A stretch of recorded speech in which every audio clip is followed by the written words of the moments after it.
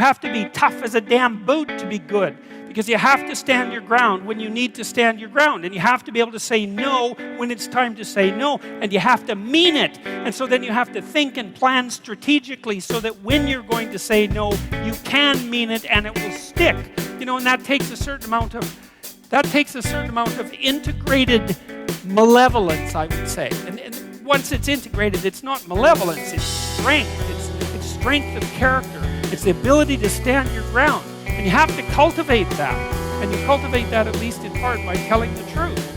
And so you take your place in the world as a decent person and as a decent citizen, and you play the hierarchical game properly. And that is to stand up straight with your shoulders back. It's like the world's an onslaught. You've got the tyranny of culture to deal with. You've got the catastrophe of nature. You've got your own damn malevolence and ignorance, right? All coming at you. Plus the incredible, complicated, indeterminate potential of the future. That's all coming at you, and it's all your responsibility, and you can cringe away from it and be afraid of it and be victimized by it and be bitter and cynical about it, and no wonder, because it can be painful. Or you can turn around and you can say, man, bring it on, because there's more to me than there is to the catastrophe. And this is what I discovered from looking at what I looked at. I looked at the darkest things I could look at. Really, for 30 years, I was really a lot of fun to be around, I can tell you. I looked at the darkest things that I could think of, right? Not only what happened in Auschwitz and what happened in the Gulag, but personal issues. You know, it's like I wasn't so much interested in the totalitarians as a group. I was interested in the people who undertook the terrible acts that the totalitarians required. You know, the people who, I was just rereading Ordinary Men, and it was a story about a police battalion in Poland that trained ordinary policemen to take naked pregnant women out into the fields and shoot them in the back of the head. It takes a lot of training, by the way, before you can bring yourself to do that. And you aren't the same person by the end of it. It's pretty goddamn horrific. You know, and I was trying to figure out, what would it be like to be that person? Because we are that person. And then what would it be like to not be that person, right? To refuse to do that, to not participate in that. You know, and what I discovered by making that totalitarian proclivity personal was that there's more to us than there is to the horror. As nature is bent on our destruction, bad as culture is, tyrannical and bloody back as far as you can look, as malevolent as you are in the darkest part of your heart, and that's plenty malevolent. The possibility that's within you that can well up, the courage and the truth and the ability and the skill and the willingness to set things right, if you are willing to set them right, is more powerful than all of that. And so it's so interesting. It was proof for me of an old saying I read from Carl Jung. It's an alchemical motif, in stir qualinus inventur, which is what you most want to be found will be found where you least want to look, essentially. And it's so interesting because it means that if you're willing to turn around and to stand up straight and face the darkness like fully, what you discover at the darkest part is the brightest light. And that's something that's so much worth discovering, because there's going to be terrible darkness in your life, and it's going to make you cynical and bitter, and it could easily be that you're just not looking at it enough, because if you looked at it enough and you didn't shy away and you brought everything you had to bear on it, you'd find that there was more to you than there was to the horror. You know, I watched my father-in-law. I'll end with this. And you know, you don't know, because you're not bringing your A game to the table with all that cynicism and bitterness and resentment and willful blindness and avoidance. Maybe you're playing at 60%. It's not good enough, because there's too much of what's bad for 60% to be good enough. It's like you need 90% or 95% or 100%. When about 15, 20 years ago, my mother-in-law developed frontal temporal dementia, which I wouldn't recommend. You know, it's one of those degenerative neurological diseases like Alzheimer's, and those bloody things are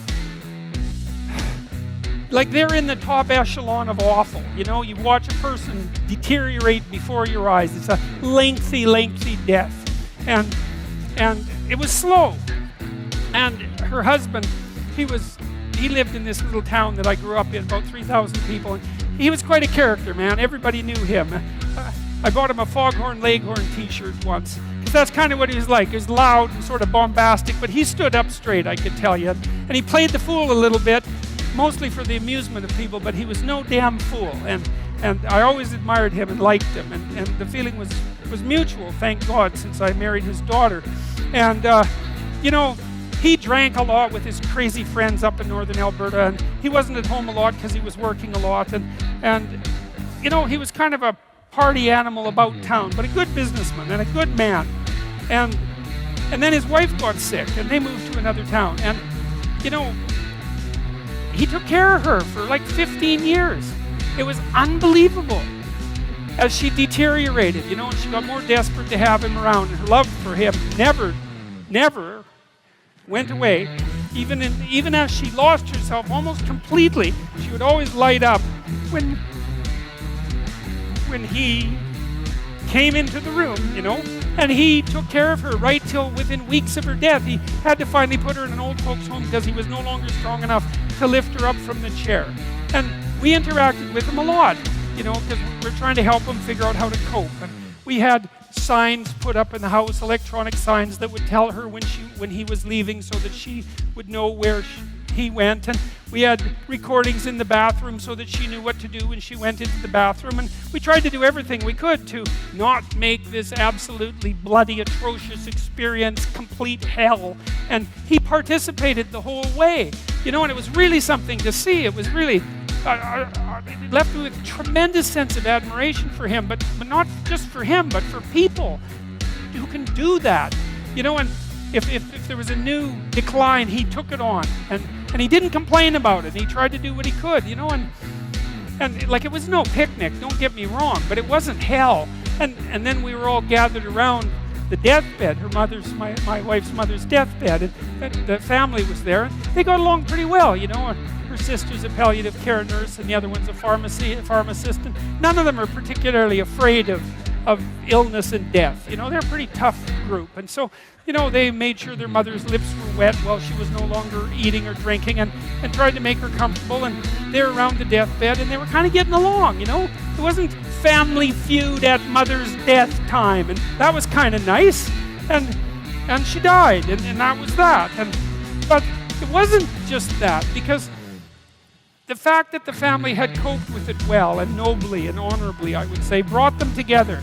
They were closer afterwards than they were before, and they all had more respect for their father. And then in the old folks' home, he met another woman who had a husband there who had Alzheimer's, and they got to know each other, you know. And he died after a while, and she died after a while, and then a few months later they started going out, and then eventually they had a relationship, and now they live together. And so he gained something. Like, it wasn't that he replaced what he lost, you know what I mean? Because he still has pictures of his wife up in his house, and she was the love of his life, and that's not going away. But, you know, his family respected him more, and everybody pulled together more, and it wasn't hell at the deathbed, it was just tragedy, and the family pulled together more. And that was a good example of how you can extract at least a certain amount of light out of what's dark, even at a personal level.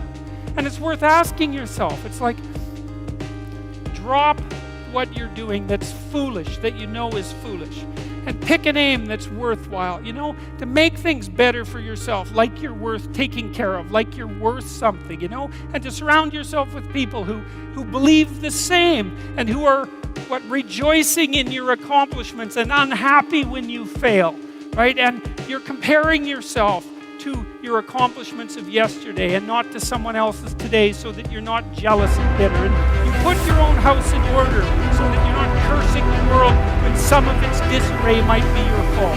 You're trying to pursue something meaningful, and you're doing your best to tell the truth, and all of that. And then you see what happens. Who the hell are you? You know, you think you're a miracle of some bloody bizarre sort. We've been around for 3.5 billion years. You know, every single one of your relatives propagated successfully. And here you are, against all possible odds, in this world of hell in some sense, and bitterness and tyranny and malevolence. And yet God only knows what's inside you, this capacity for consciousness, the capacity to confront potential and to turn it into something good. That's us, man.